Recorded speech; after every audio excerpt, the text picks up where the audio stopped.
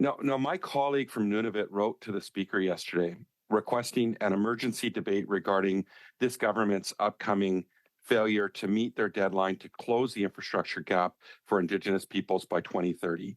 We now know that the infrastructure gap for Indigenous communities is about $350 million uh, uh, billion dollars. My apologies.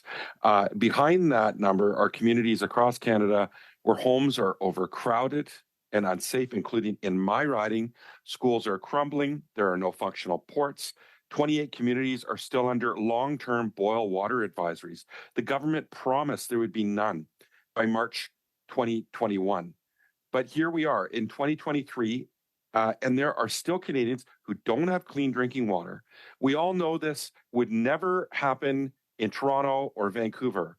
This government will not meet its deadline. Since 2016, it has spent less than 3% of what's needed to close the gap. Now we see the government is planning on sunsetting many critical programs and services that Indigenous peoples rely on. At the end of this fiscal year, funding for mental health and wellness will sunset. We're facing a decrease in funding for Indigenous infrastructure projects and for the health and safety of First Nations on reserve housing, water, and community infrastructure. Do you see any possibility that the infrastructure gap, which is really a quality of life gap, a health and safety gap, can be closed and on the with only 3% right now of the necessary spending that's been allocated? Can you speak about the importance of this actually being closed and how we're going to get there?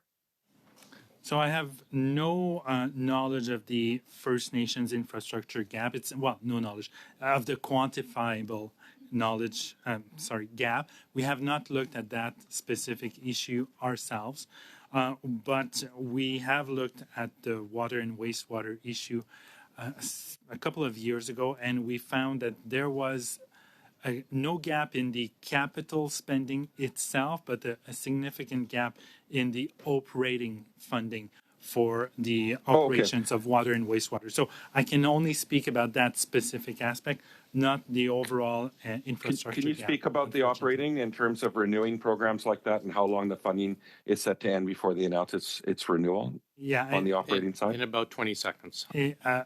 If memory serves me well, there was sufficient funding for infrastructure, for wastewater and water, but insufficient funding to ensure the continuous operation of water and wastewater treatment plants in First Nations communities.